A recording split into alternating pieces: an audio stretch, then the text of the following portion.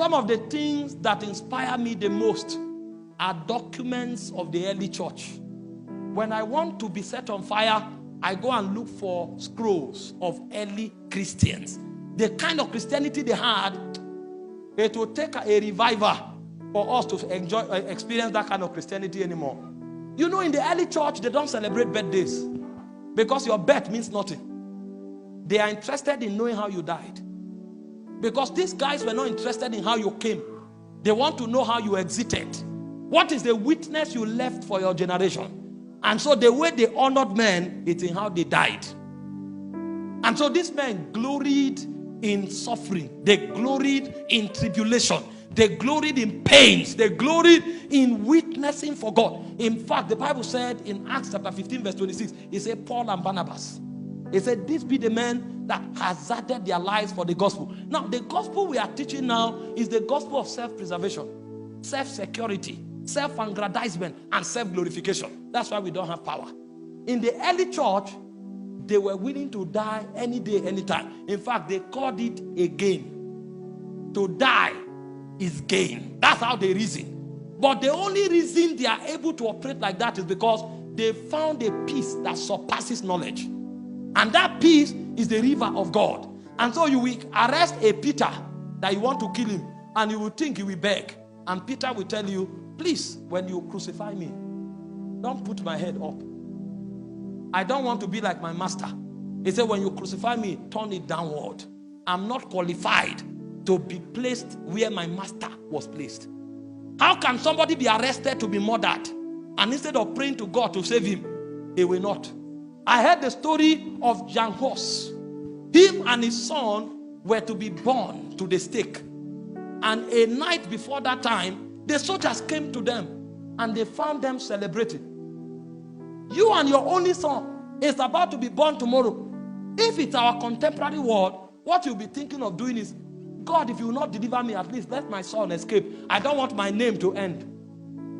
The people were celebrating, and what the soldiers heard them say was that tomorrow we will set Rome on fire. They thought they wanted to burn them. Meanwhile, they said they will set Rome on fire. And when they wanted to burn the man, he didn't beg. What he said was that, today you have born one goose. He said 100 years later, there will be a swarm of geese.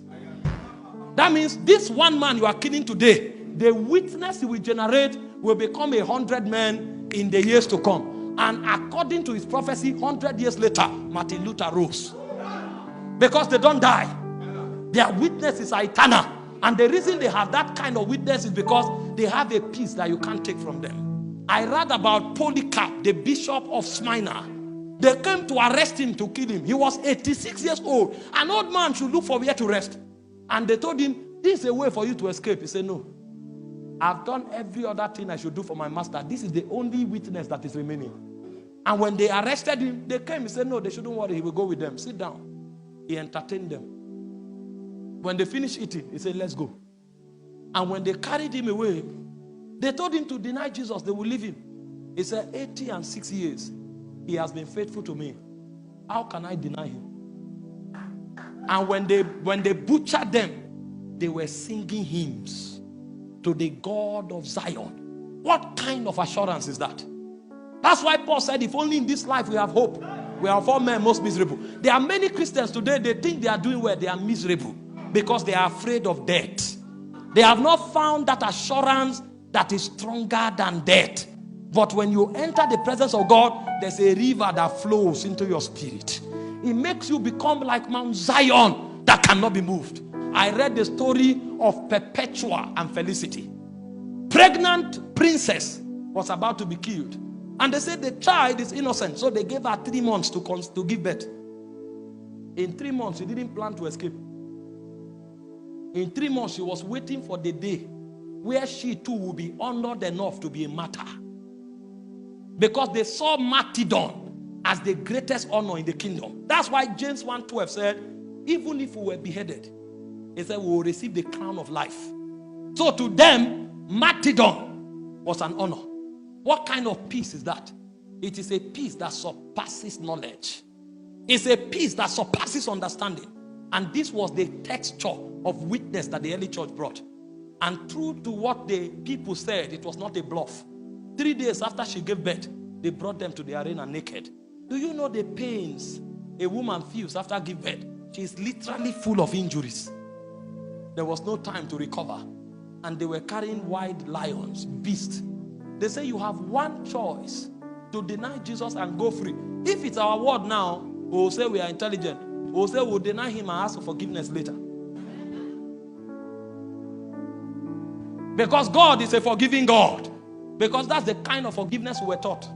Somebody met me and said, even if I fornicate today, God will forgive me. He doesn't know the judge. He only knows the Father. He doesn't know the judge. That God is a just recompense. Every action and every witness has a reward in Zion. These men were more concerned of eternity. That's why Paul said, our light afflictions are for a moment. Do you know what Paul called a light affliction? Is to be flogged 39 strokes 4 times. That's a light affliction to Paul. Is to be stoned to death and to rise up. Is to be imprisoned 3 times. That's a light affliction. Why did he call it a light affliction? He said they work for us an exceeding weight of glory. Why? He said, why we look not at the things which are seen, but the things which are not seen. He said the things which are seen, they are temporal. That means the prison is temporal. The embarrassment is temporal. The 39 stroke is temporal. There was a time Paul fell into the water. And Paul was in the ocean for 1.5 days. They forgot him. They thought he would die. Paul said, 1.5 days I was in the deep. But when they brought him out, the man had become aquatic. He can't die.